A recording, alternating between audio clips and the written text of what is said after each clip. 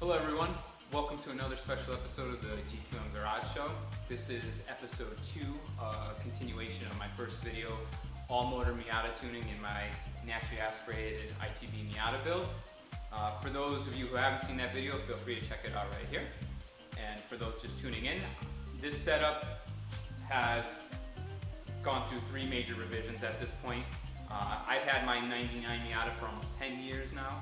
This car is a very special car to me. It has a lot of sentimental value to it. I've learned a lot of what I know how to do, mechanical abilities, my driving abilities that have all kind of been experienced through this car. I love the thing to death. I'll never sell it. I'll keep this stupid thing till the day I die.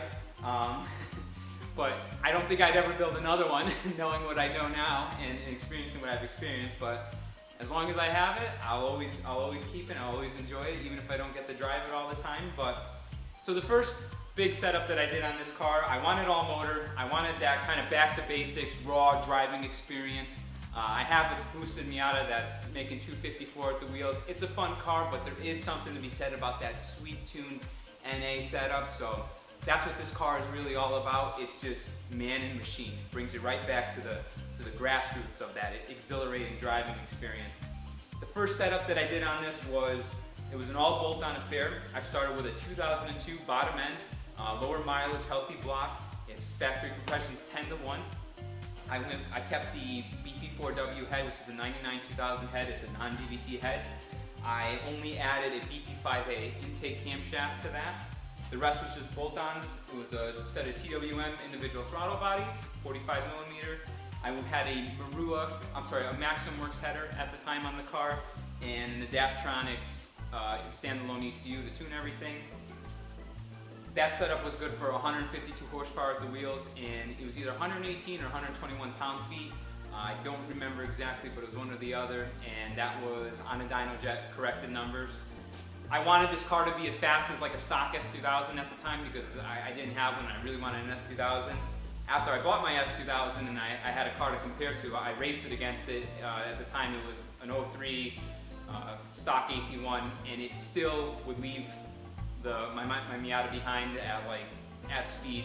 The top end power of the F20 is just incredible for a 4-cylinder, and it would just leave it behind. So I drove the car for a little while, but then I wanted more, and I was looking at my options. I didn't want to spend a lot of money on any heavy machine work. I didn't want to build the bottom end, so I was looking at other ways I can raise compression. These are non-interference engines. I took some measurements with the head off to see how much clearance I had in there. I ended up milling 60 thousandths off of the head. For each 10 thousandths that you take off, it's supposed to be approximately 1/4 of a point of compression for the gain. So with that, I added a set of Marua 264-degree intake, 264-degree duration intake and exhaust camshafts. They're 10mm lift. Stock is 8.8 for the intake cam and 9 for the exhaust cam, and I believe the BP5A is also 9mm lift. So you gain some lift, plus you're gaining a decent amount of duration versus 251 degrees, those 2 cams that I had prior. Did all the valve train stuff, SuperTech titanium retainers, SuperTech stiffer valve springs to the single valve springs, Mazda Speed shim under the bucket lifters, got rid of the shim over the bucket lifters. Those, when you go higher lift or higher RPM, those can pop out in the head and get chewed up and total everything. So I went with the ones underneath. They're lighter setup, they help the revving nature of the engine. Switched to a Marua VP Racing header because that became available at the time. I was worried that the Maximum Works was a little bit restrictive. And topped it off with a set of Garage Star accessory pulleys. Brought it back to the dyno, made 172 with the wheels and 128 pound-feet of torque. Ran that setup fine for a good amount of time. It was actually pretty quick.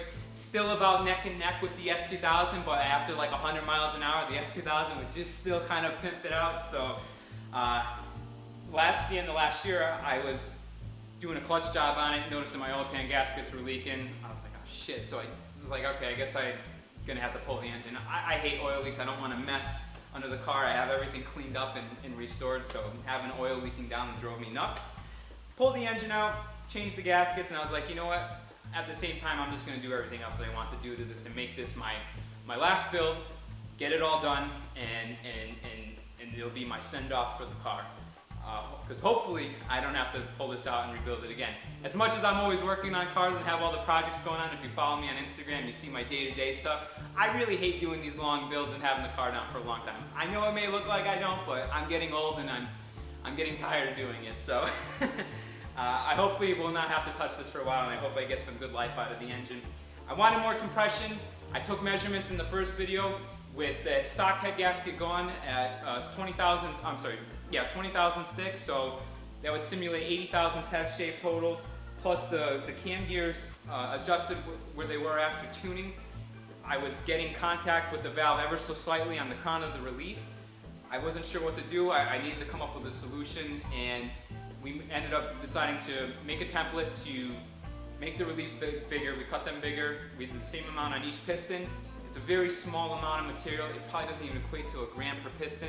I don't think Mazda's pistons are balanced very well from the factory anyways, so I don't think it'll be too much of an issue. Shaved the head another 40 thousandths. Compression should be around 12.5 to 1 now. I ported the head, cleaned up the castings for the intake and exhaust ports, all the flash, the popcorns, those are gone. I didn't open them up pretty much because you already gained more surface area. So now with the increased flow of the head, I had to do something about the throttle bodies. TWM's manifold with the 45 millimeter throttles, if you calculate the surface area inside versus the thickness of the throttle plate, when it's fully open, you get about 42 millimeters of area. That's about matched almost identical to what the stock ports are. So with the gain in port size that I got from cleaning up the flash, I set my throttles back out to TWM. They bored them out to 50 millimeter, added new butterflies into the setup. I port matched the bottom of the manifold where it meets the head because they don't touch that, and the design is tapered to match up the stock ports. So this is port matched to meet that. As far as the exhaust goes, for those of you who are familiar with the Marua VP header, it uses this little dinky ass Venturi, and I think this is geared more to optimize a more stock engine that's not flowing higher RPM or not flowing any more than what the stock output is. This starts at 60 millimeters and reduces down to 50. This is too tiny. I think this would be a major restriction at this point with everything else opened up. So I pulled this out of the header. I'm no longer going to run it.